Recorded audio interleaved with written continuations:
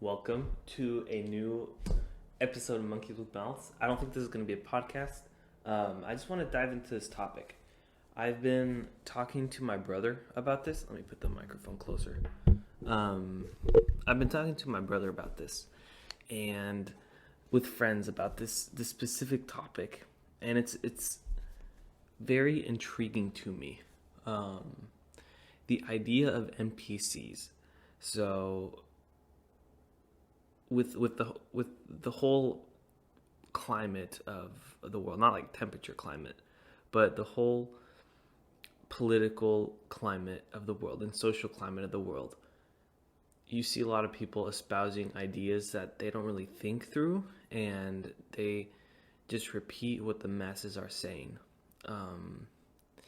And so the idea of an NPC has really been just stuck in my mind, and I want to discuss a few ideas of do NPCs really exist? So first, I want to define what an NPC is.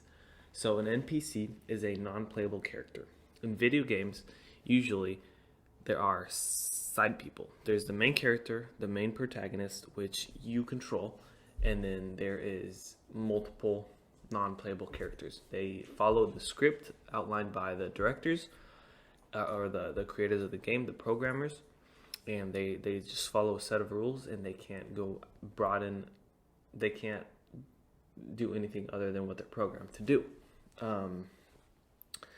Think of Ryan Reynolds' movie Free Guy, where he is a NPC at the beginning, but then it's found out that he somehow gains sentience, and then it is explained and shown in the movie that his sentience is gained because the programmer used this artificial intelligence, or this new game design in which he was given basically artificial intelligence, and he became sentient.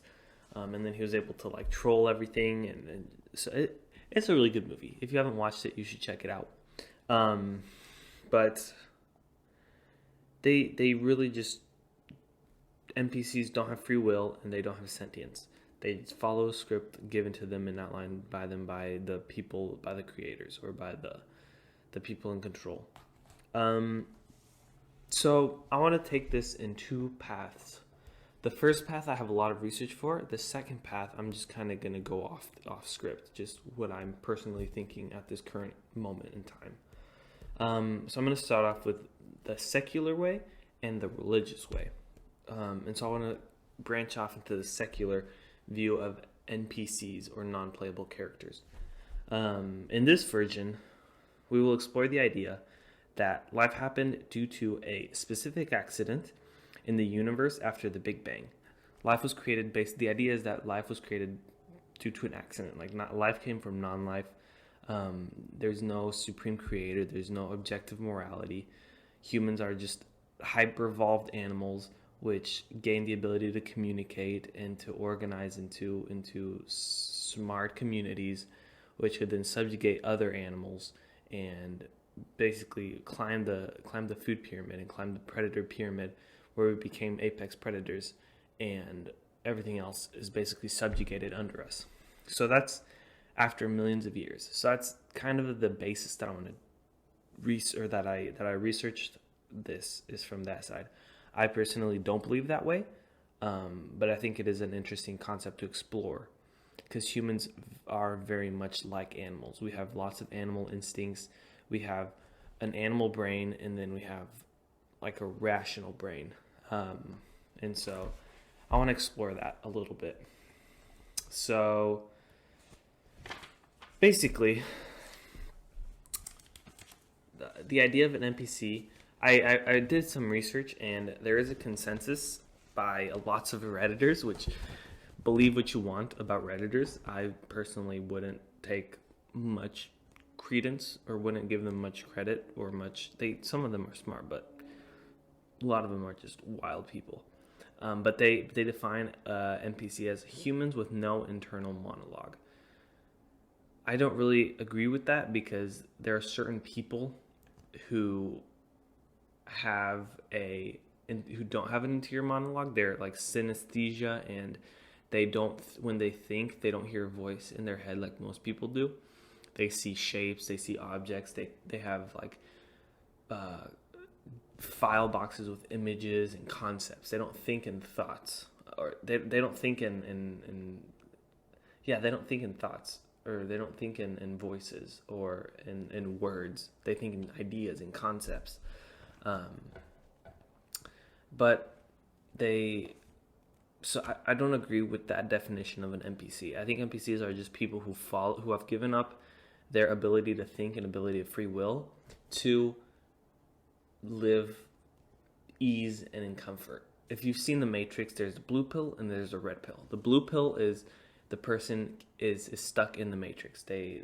Their sense of reality is just the Matrix, and they're stuck there and they can live their life in the Matrix. But then the red pill is like the reality, that you're going to wake up to the reality of the world and the reality of what's going on. And I think NPCs are blue-pilled people. Not in a political sense. You can be blue-pilled and be conservative. You can be blue-pilled and be liberal. So it really doesn't matter, the political leniency. It's just the idea that this person, the red-pilled person, wants to find the reality of the situation and the reality of the world, and they are actively seeking out answers. And then the blue-pilled person is the one who just follows along with what they're told, who follows the narrative, who never questions anything, who just obeys, conforms, listens. So they're basically sheep. And the red-pilled is the sheep herder. They move everything, they control everything, they research everything, they question everything, they're aware of their surroundings, while sheep generally are not aware of their surroundings.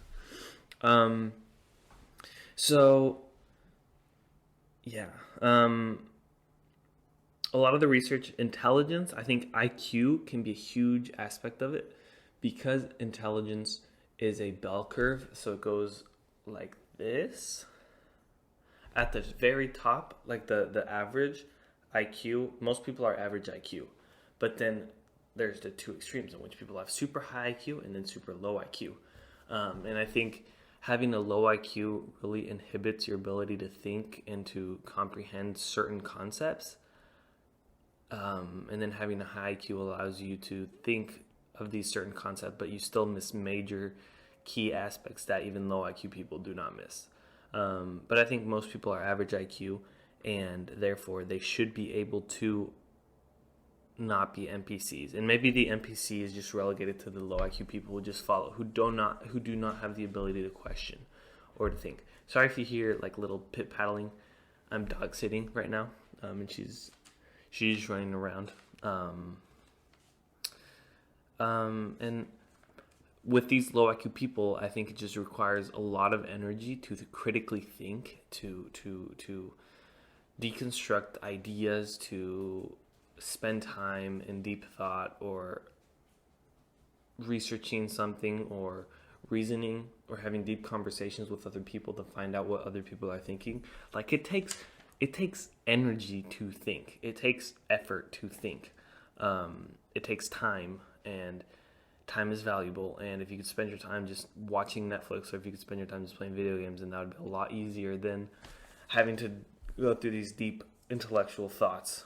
So I think that's one aspect that can lead in the secular world towards both in the secular world, in the secular view, and in the religious view, that can lead to NPCs. I also want to dive a little bit into the psychology of humans. So there's been a lot of new developments in technology, which has pretty much proven that humans are programmable. We are hackable. We are manipulatable. I don't even think that's a word. I'll make it up. We're manipulable. And I want to just go with that. Like humans are hackable animals. I will tell you guys probably a problem for us in the future regarding that quote. We are hackable we are hackable animals. But I just want to give a little bit of backstory. So in April 2017, there was a new human rights bill, or like a new human rights, I guess it is a bill, that was written to protect against mind hacking. and brain data theft. So that was in 2017.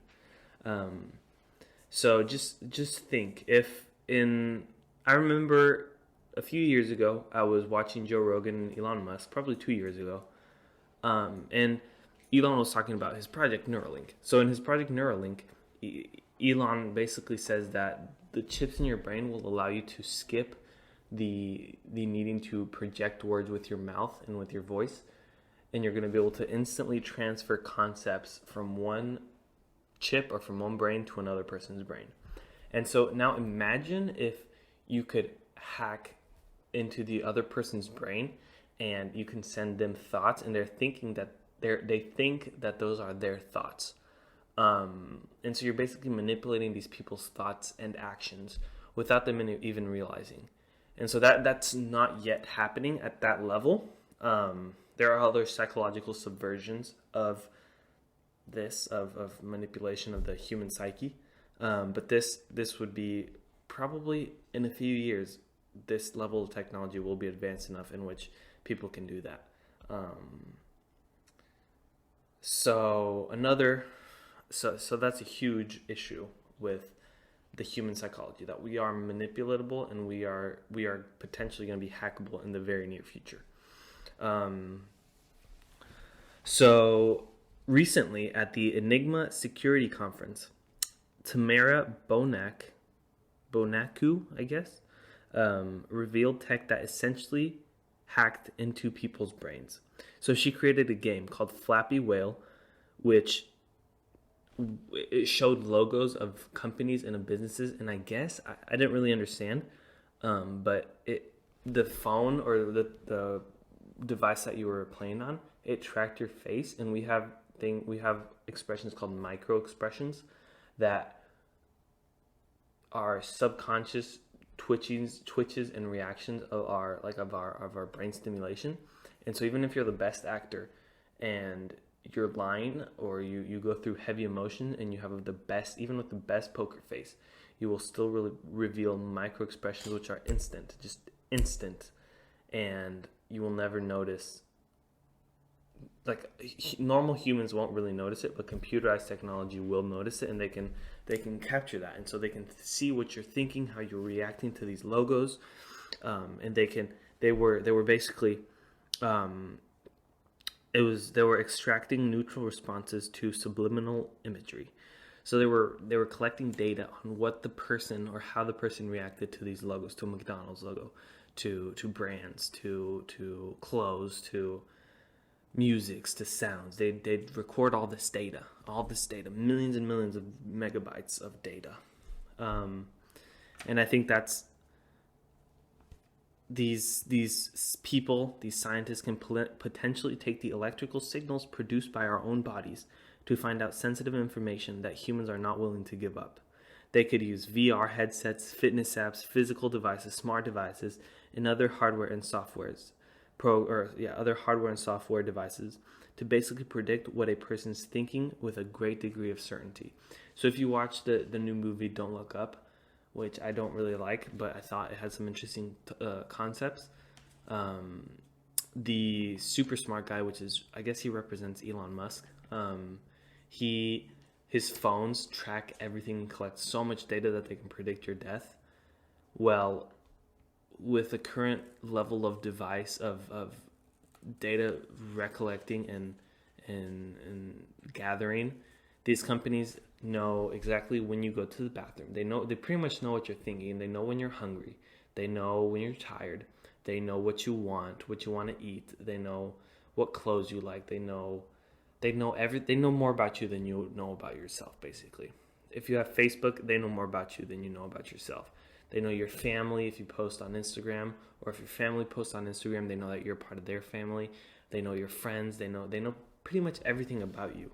And so once they know everything about you, they can manipulate you, and they can program you to act in certain ways or to buy certain products. And so it's a little bit of a terrifying idea that these people are constantly gathering data and gathering information that can actively manipulate you and reprogram you. Social media algorithms manipulate what we think. and what we want. It is hard to tell what we genuinely want anymore, because let's say I'm on Instagram and I say, oh, I love a camera. Like I recently bought a new camera, and so I've been flooded with camera ads on my phone, on Instagram, everywhere. And so, because I've been researching cameras, and it's like I'm interested in a camera, and I did buy a camera, but did I buy it because I wanted it, or did I buy it because I was manipulated into purchasing a camera? So it is the aspect of personal decision is very murky now, because you don't know. Oh, you saw McDonald's ad? Well, I don't know. Do I want McDonald's, or am I just craving McDonald's because this photo of these ads of McDonald's look delicious? Like it's a tough concept, or it's a tough time to understand. Yuval Noah Harari basically claimed the ability to hack humans. He was the author of Sapiens. He said, "An algorithm that understands me better than I understand myself and can therefore manipulate me, enhance me, or replace me."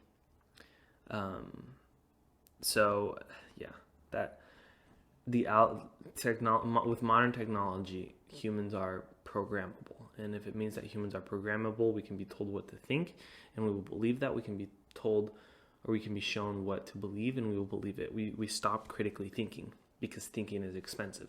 Thinking uses up energy. So humans are hackable in this other way, in like our cells.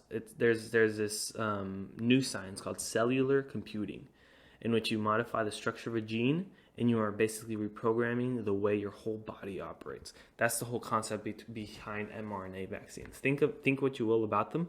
They are restructuring the genetic, or your genetic structure, and then it's telling your body when to produce certain proteins, or how to react to certain circumstances. And so that's just another development in science, in which they're eventually going to be able to completely alter the way our bodies react, how we literally physically look, and how we physically react, and how our body internally deals with viruses or bacteria or internal issues. It'll manipulate, and it will control how we involuntarily act. A terrifying thought. So the World Economic Forum, if you're not aware, they're just a group of elites. They're a group of elites, millionaire bankers, billionaire bankers, presidents, world leaders, scientists, professors, bankers, all of these people which look down on us common folk. So Klaus Schwab is the main in command there. And then the second in command, like the head advisor to Klaus Schwab, is this man named Dr. Yuval Noah Harari. So he is an evil dude. And I'll link the video in my bio. But he basically gave a presentation, and he was saying how humans are now hackable aliens. Hackable animals. According to the top advisor of Klaus Schwab, who discussed a statement and a warning that humans no longer possess free will, and we are set to be re-engineered, said Bill Gates. So he just gave a whole conference about how humans are now manipulatable with new current AI technology. Humans can be programmed, humans can be hacked, free will is now non-existent. The idea that there's a God above us that is allowing us to act in certain ways, and having us and that God having a foundation for our lives, he said that that's a lie, and that science is subverting that. So if these people believe in a God, which I personally do, I would be terrified of what that God is going to do to them. But I don't want to get into the religious part yet. Another point towards human programming is the Pavlov dog experiment. So this experiment was done in which these dogs were trained to react in a certain way to hunger. So whenever they saw, or whenever somebody rung a bell, they would crave food. And basically the experiment was done for humans, in which these humans were trained to crave food responses. In a study, humans were trained to yearn for vanilla ice cream and peanut butter at the sight of fractal-based images. And I think this is the foundation for all of the new ads and algorithms of Instagram, of Facebook, of Twitter, where they're showing you McDonald's ads, Taco Bell ads, Burger King ads, Smoothie King ads, in which it looks so good that you have to go get it and get it now or you'll miss out. And so I think that's a huge issue. And you may be asking, why am I focusing on are humans programmable? Is the whole video not about NPCs? Well, the reason why I am fixated on the programmable aspect of humans and the hackable aspect of humans is because we can be taught or we can be controlled on what we say and think. And if we can be controlled in what we say and think and what we do and what we believe, then we don't have to personally think and do ourselves. We can just listen and obey, listen and conform. We don't question anything. We don't personally believe anything. We'll just follow along. And humans are lazy beings. Just look at the last year. People who went on unemployment were being paid more, and they quit all their jobs, and they just lived in peace, basically, in laziness as well. They weren't working for anything, so they were just living, being paid by the government. And humans, I think, are definitely programmable, and that leads to the ability of these people higher up who have these mischievous desires to control and to manipulate us, that they are now capable of doing that, and they can control us, and they can make us basically NPCs. They can subvert our free will, they can subvert our desires, our wants, and they can manipulate us into having what they want us to desire and what they want us to believe. So I think that's the concept of an NPC. So that is in the secular view. That's when I did the research. But then there's, I guess, the second view would be the religious view. Because if you believe in a Christian God like I do, then I have to believe that humans are created in God's image. We have a soul, a spirit, and a physical body. And a soul gives us life. Like we each have a spark of divinity in us, basically, because we are made in the image of God. But I still think that there is that you can even though I believe that, I still think that with current technology, humans can be like that can be subverted. You can give up your free will. You can give up your soul. In a way, you're not selling your soul, but you give it up by just living by the world and living with your earthly desires. Like you're giving up that freedom, that you're giving up that those beliefs, I guess. That's the best way to put it. It's basically selling your soul for ease, for comfort. I'd say that's the definition of an NPC in the religious view. So I guess it's a short video. I just want to discuss this topic. Let me know what you guys think in the comments below. This topic is very interesting to me because it involves psychology, and it involves like spirituality, and it involves morality, ethics, everything that I love. And so the metaphysical aspect of life as well. And so let me know what you guys think. Give me your comments down below. I want to hear what you guys think, because I don't know if I'm crazy having these thoughts, doing this research. But let me know, what you think. I really appreciate it. Like, subscribe, catch other videos. I'm gonna start pumping out more and more content, so be ready for that. And have a great rest of the day.